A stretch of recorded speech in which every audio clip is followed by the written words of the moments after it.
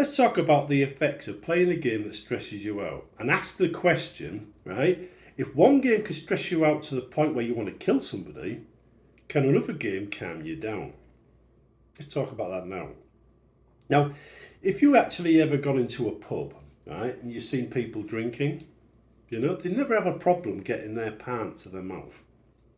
I mean, you don't see people getting a pint going, oops, dear. It doesn't happen except for in comedies. And when someone's had so much to drink they can barely stand up, they can still get that pint to the mouth with no problems whatsoever. The mind is completely drunk, right? But they still get the glass to the mouth. And they keep on doing it until they pass out on the floor and can't even... Principally, I've seen people at my work and they're licking floors and being a slug in that state. And they still manage to get something to their mouth, right? So that is like muscle memory. You've trained yourself to do that. Your mind is no longer required. When I was working, while I'm working now, I deal with violent people. I've got to learn how to restrain them and take them on, basically fighting without hurting them. And I was in a classroom yesterday doing some additional training, and I had to try and remember the hold I had, and I couldn't remember it. I couldn't remember the hold needed for a certain situation. Then they came at me, automatically went to it. Right, automatic. See, because I'd done it often enough to know my hand has to go there, that's to go there, right? And I didn't need to think. It was only when I was thinking about it that I had struggled with it. And this is an important point. When you're playing a game and that game stresses you out, like I'm going to use an example I know about, right? Voice acting in, say, Cavachi Aftermath, a mod of mine. Right now, I know the voice acting that isn't great because, quite frankly, it's a new mod. I wasn't used to voice acting, neither was anybody else I was using. Right, so it's just naturally going to be very amateurish. People got angry at the voice acting. They didn't just get angry; they started attacking me on forums, started hacking my website, started trying to get my mods removed from servers. I had death threats. They trained themselves to get angry at mods they didn't like, and it went from play the mod, get angry at the mod, attack the modder, kill the modder. They trained themselves to get into that line of thought. They didn't see anything wrong with that. They thought that was perfectly okay and would brag about it on a forum, and others would read it and think, yeah, he deserved to die because the voice acting was bad. Now you work what I just said. He deserved to die because the voice acting was bad in a game. That was okay with them. Now you tell me that isn't a mental health issue. Now, this is what happens when you play something that annoys you or stresses you out. You train yourself to go quickly from starting the game to full-on stress and anger.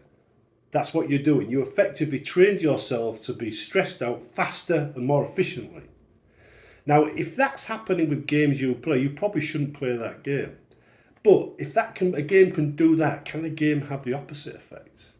Can a game calm you down? Now, when I was in the 80s, when I was playing games, they had save points, and if you died, you had to go all the way back. And the save points were never in good places. You usually had to fight your way through an entire level. You get to the boss at the end, and he kills you in 2 seconds. And you've just gone through the whole level to die in 2 seconds. It was an act of frustration and sadism that you wouldn't believe. And quite frankly, I learned to hate it. It's why I don't play console games. Because I do not like that style of gameplay. I played it in the 80s. It was the majority of games were like that. From the VIC-20 to the C64 to the Amiga, a lot of the games were like that. Some games didn't even pretend. You had like Defender and stuff like that, and Space Invaders. There was no save point. You played until you died. Which is fair enough because that's the gameplay right there. But when other games became more complicated and you needed save points, they went in the worst possible route. But anyway, you get the point, right? I didn't like them kind of games, so I stopped playing them, so the stress was gone. But when shooters started coming available, some people play the game, go and they die, they go, he killed me, he must be cheating. And they get stressed out because somebody shot them in a shoot 'em up. Where does that tell you? It tells me they shouldn't be playing shoot 'em ups. If simply dying in a shoot 'em up involves dying a lot, stresses them out, then they're setting themselves up for a problem. Me, on the other hand, exact opposite. When I play games like Quake, Unreal, Battlefield. I don't play Call of Duty because, quite frankly, it's just the same old as everything else I've been playing for decades. It's not a new game to me. I know it is to some of younger folk. It's the latest in a long line of that kind of game, but it's different for me. I played them to death. But anyway, when I die, I usually laugh my head off. The amount of times I've died or I've done something and killed somebody else and my eyes are streaming and I can't see the screen and I died because I couldn't even see what was going on because of the tears in my eyes caused by the laughter, I can't count. That is a cure for stress. That is how you train yourself to enjoy your games. Instead of going shit, bang, dad, bang, because you've got to win at all costs, you accept the fact you're going to die and you enjoy it. Sometimes, being the best at something and never dying denies you that fun. It stops you enjoying the game as it's supposed to be enjoyed. Whereas if you can get into, say, Battlefield, load your Jeep full of explosives, charge down the thing going, they're in for a shock, then accidentally blow yourself up and roll on the floor laughing about it, then you've got no problem with gaming. You've got no problem because you know you can go to that game, pull that nonsense and come out feeling better. For me though, these days it's city games, planning cities out.